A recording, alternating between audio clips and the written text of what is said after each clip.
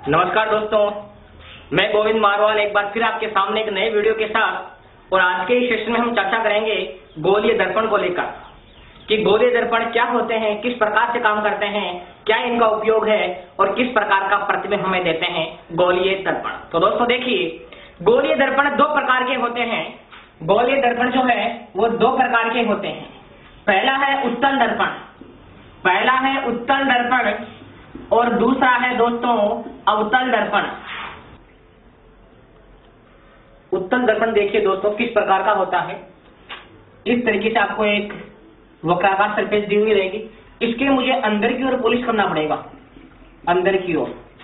तो इसमें अब जो परावर्तन है वो कौन से भाग से होगा, अंदर दसे हुए भाग से या बाहर वाले भाग से। तो अंदर तो मैंने पॉलिश कर दी, तो परावर्तन जो होगा इस बाहर वाली सतह से होगा।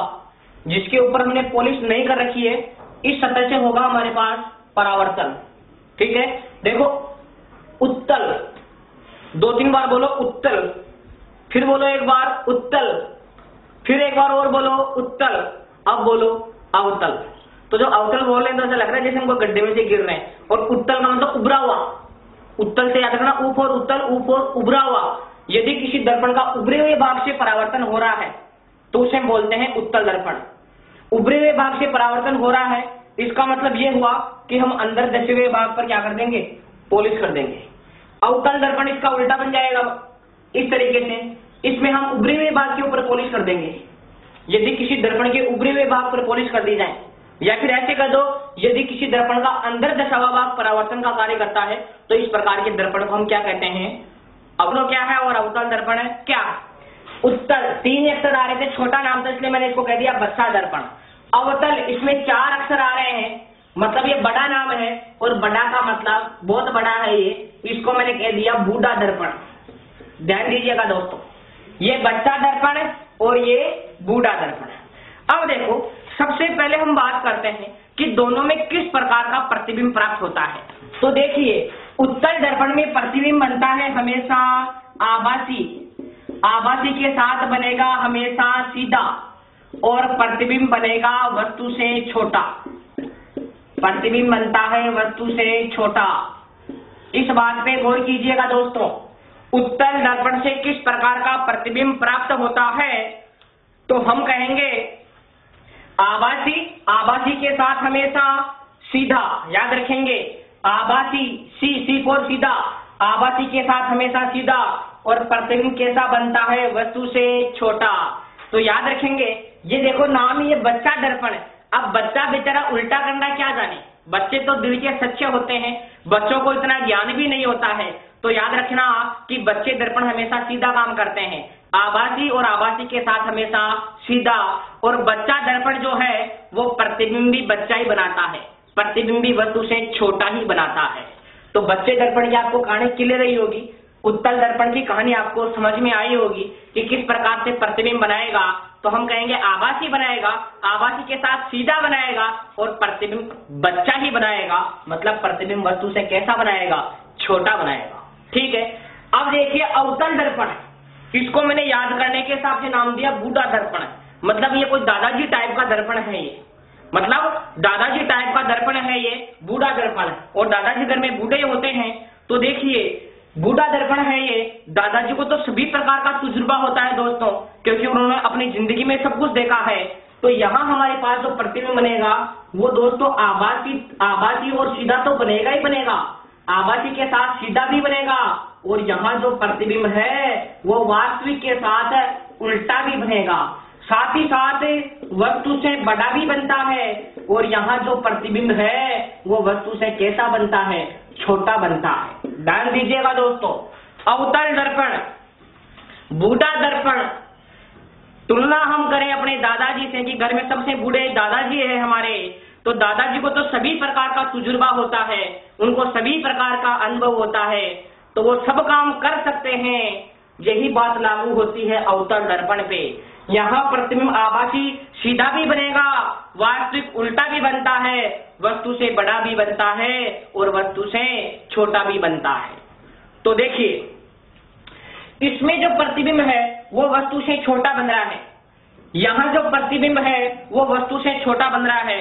तो याद रखो, यदि प्रतिबिंब वस्तु से छोटा बनता है तो वहां आवर्धन गुणांक का मान हमेशा 1 से कम होता है। अगर प्रतिबिंब वस्तु के बराबर है तो आवर्धन गुणांक का मान फिक्स 1, प्रतिबिंब वस्तु से छोटा तो आवर्धन गुणांक का मान 1 से छोटा, प्रतिबिंब वस्तु से बड़ा तो आवर्धन गुणांक का मान भी 1 से बड़ा। तो देखिए प्रतिबिंब वस्तु से छोटा बन रहा है, तो यहां हमारे पास जो आवर्धन गुणांक बनेगा, आवर्धन गुणांक को दोस्तों m से दर्शाता हूं और इसमें m का मान हमेशा 1 से क्या होगा, कम। उत्तल दर्पण का आवर्धन गुणांक सदैव 1 से कम होता है। इसका तात्पर्य क्या हुआ कि प्रतिबिंब हमेशा वस्तु से क्या बनेगा, छोटा बनेगा। अब यहां देखिए, यहां छोटा भी बनता है और बड़ा भी बनता है, तो इसका मान 1 से कम भी हो सकता है और 1 से ज्यादा भी हो सकता है। तो यहां अगर मैं बात करूं m की, तो m का मान 1 से कम, 1 के बराबर और 1 से ज्यादा भी हो सकता, इस तरीके से लिखेंगे आप इसको कि 1 से कम, देखिए m का मान जो है वो 1 से कम भी हो सकता है और 1 से ज्यादा भी हो सकता है। मतलब अवतल दर्पण के अंदर m का मान, या इन दोनों बातों को मैं इस तरीके से अलग अलग लिख देता हूं कि यहां हमारे पास जो है m वो 1 से, m जो है वो छोटा भी हो सकता है 1 से, 1 के बराबर भी हो सकता है और m का मान 1 से बड़ा भी हो सकता है। ध्यान दें दोस्तों, अवतल दर्पण के अंदर जो आवर्धन गुणांक है वो 1 से छोटा, 1 के बराबर और 1 से बड़ा भी हो सकता है, क्योंकि यहाँ छोटे बड़े सभी प्रकार के प्रतिबिंब प्राप्त होते हैं। ठीक है, अब देखिए यहां से मैं आपको एक क्वेश्चन पुटअप करता हूं। पिछले वीडियो के अंदर हमने जाना समतल दर्पण के बारे में। तो समतल दर्पण में तो जो प्रतिबिंब है वो वस्तु के बराबर बनता है, फिक्स। ठीक है, उत्तल दर्पण में प्रतिबिंब वस्तु से छोटा, अवतल दर्पण में प्रतिबिंब वस्तु से बड़ा। अब मेरा क्वेश्चन ये है कि एक ऐसे दर्पण का नाम बताइए जिससे बना प्रतिबिंब सदैव वस्तु के बराबर ही होता है।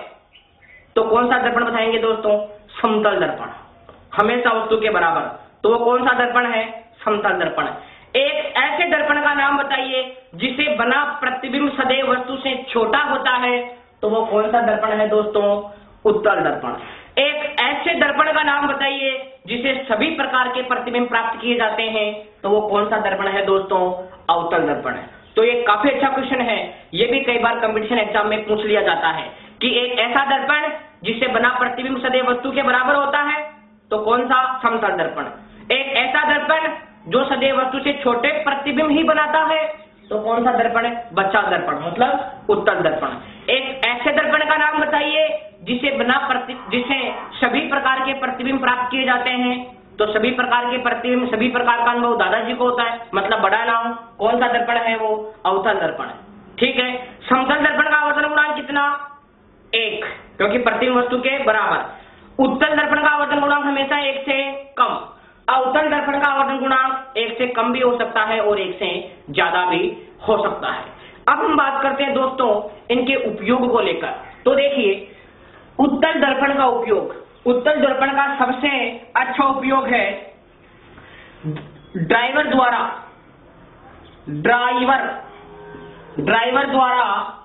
पीछे के वाहनों को देखने में, ड्राइवर द्वारा पीछे के वाहनों को देखने में। आपने भी दोस्तों गाड़ी वगैरह चलाई होगी या मोटरसाइकिल वगैरह जो भी है आपके पास व्हीकल, उसमें अगर हम साइड ग्लास की अगर हम बात करें तो प्रतिबिंब कैसा नजर आता है, आभासी नजर आता है, सीधा नजर आता है और वस्तु से बड़ा दिखता है या छोटा दिखता है, तो हमें छोटा दिखता है। उल्टा नजर थोड़ी आता है कि ट्रक के टायर हमें ऊपर दिख जाए और जो ड्राइवर है वो नीचे देखे, नहीं तो हम समस्या में पड़ जाएंगे कि हमारा पीछे वाला भाई जो है वो खतरे में है।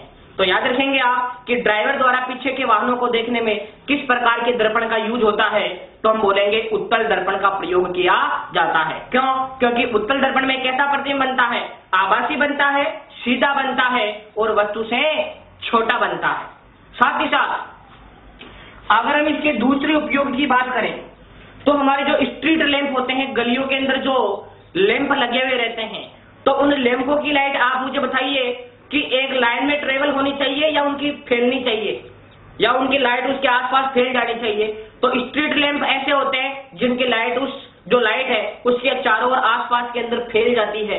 और आपको पता रायता फैलाने का काम भी कौन करते हैं? बच्चे ही करते हैं। तो ये भी एक उपयोग है कौन से दर्पण का? उत्तल दर्पण का। तो मैं कहूंगा कि जो स्ट्रीट जो लैंप होते हैं, जो गलियों के अंदर जो लैंप लगे हुए रहते हैं, स्ट्रीट लैंप के अंदर भी किसका यूज होता है? उत्तल दर्पण का यूज होता है। स्ट्रीट लैंप का मतलब जैसे कोई नगरपालिका क्षेत्र है तो वहां कॉलोनी के अंदर जो लाइटें लगी हुई रहती है रात के टाइम में जो जलती है वो ऐसी होती है कि प्रकाश को पास पास में फैला देती है। और रायता फैलाने का काम कौन करते हैं? तो हम कहेंगे बच्चे करते हैं। तो ये किस प्रकार के दर्पण का यूज हुआ दोस्तों? तो ये यूज हुआ उत्तल दर्पण का। ठीक है, अब हम बात करें अवतल दर्पण की कि सर अवतल दर्पण के क्या क्या उपयोग है। तो अवतल दर्पण का पहला उपयोग तो है शेविंग मिरर के रूप में। अवतल दर्पण का उपयोग है शेविंग दर्पण के रूप में।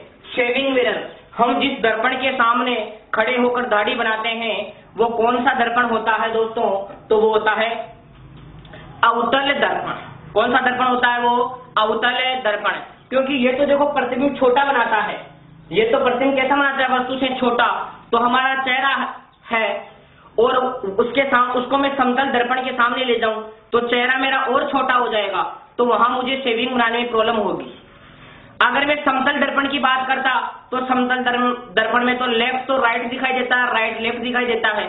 तो फिर तो मैं जो हमारा जो शेविंग हम करेंगे चलाऊंगा लेफ्ट पार्ट में, वो दिखाई देगा राइट पार्ट में। तो वहां से भी हम शेविंग नहीं कर सकते। तो शेविंग एक ऐसे दर्पण से करेंगे जिसको ज्यादा से ज्यादा अनुभव हो, ताकि हमारी जो शेविंग है वो अच्छे से हो सके। और अनुभवी का मतलब कौन सा मिरर है दोस्तों?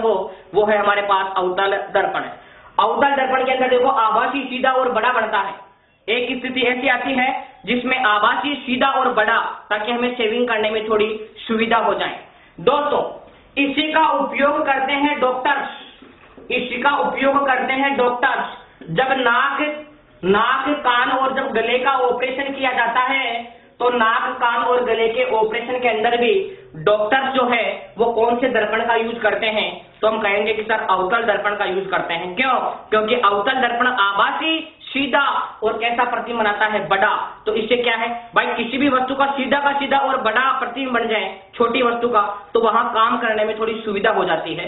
तो डॉक्टर्स द्वारा भी नाक कान गले के ऑपरेशन में कौन सा दर्पण यूज किया जाएगा? तो सर ऐसा दर्पण लेंगे जब बात ऑपरेशन की आ रही है, जब बात इंसानियत की आ रही है, तो ऐसा दर्पण लेंगे जिसको ज्यादा से ज्यादा तजुर्बा हो, जिसको ज्यादा से ज्यादा अनुभव हो। और ऐसा दर्पण कौन सा है दोस्तों हमारे पास? तो वो है अवतल दर्पण। ठीक है, साथ ही साथ वाहनों की जो हेडलाइट होती है, वाहनों की हेडलाइट में याद रखना दोस्तों, वाहनों की जो सामने की लाइट होती है, जो हेडलाइट होती है, उसमें भी हम कौन से दर्पण का यूज करते हैं? उसमें भी हम यूज करते हैं अवतल दर्पण का। कौन से दर्पण का यूज करते हैं हमें? वाहनों की हेडलाइट में अवतल दर्पण का। भाई वाहनों की सामने की लाइट है तो इस बात को आप, वाहनों की सामने की लाइट आपने देखा होगा दोस्तों, वो आसपास में फैलती कम है, वो ज्यादा दूर तक फोकसित होती है ताकि हमें दूर का भी दिखाई दे सके। तो वाहनों की हेडलाइट में कौन से दर्पण का यूज करेंगे? तो हम बोलेंगे अवतल दर्पण का। इस बात को आप ऐसे याद रख सकते हैं कि वाहन चला रहे हैं तो वाहन में कुछ न कुछ इंसान बैठे हैं और इंसानों की सेफ्टी के लिए ऐसा दर्पण यूज करेंगे जो ज्यादा एक्सपीरियंस वाला हो, तो जो ज्यादा अनुभव वाला हो, तो हम डेफिनेटली बूढ़ा दर्पण मतलब कि अवतल दर्पण का प्रयोग करेंगे। अब देखिए ये तो इसके उपयोग की बात हुई दोस्तों। यहां आप एक उपयोग और याद रखेंगे उत्तल दर्पण का कि बड़ी बड़ी वस्तुओं के छोटे छोटे प्रतिबिंब बनाकर डेकोरेशन के रूप में काम में लेते हैं उत्तल दर्पण को। बड़ी बड़ी वस्तुओं के छोटे छोटे इमेज बना देते हैं और वहां से फिर डेकोरेशन तैयार की जाती है। तो इसका उपयोग हम करेंगे डेकोरेशन के लिए। इसका उपयोग हम करते हैं डेकोरेटिंग के लिए। डेकोरेशन के अंदर कौन से दर्पण का यूज किया जाएगा? उत्तल दर्पण का यूज किया जाएगा। ठीक है दोस्तों, तो इस प्रकार हमने चर्चा की कि गोले दर्पण जो है वो कितने प्रकार के होते हैं। ठीक है, एक बार वापस रिपीट कर रहा हूं कि दोस्तों गोले दर्पण कितने प्रकार के? तो हम कहेंगे उत्तल दर्पण और दूसरा अवतल दर्पण। उत्तल दर्पण को याद रखने के हिसाब से बच्चा दर्पण, अवतल दर्पण को याद रखने के हिसाब से बूढ़ा दर्पण।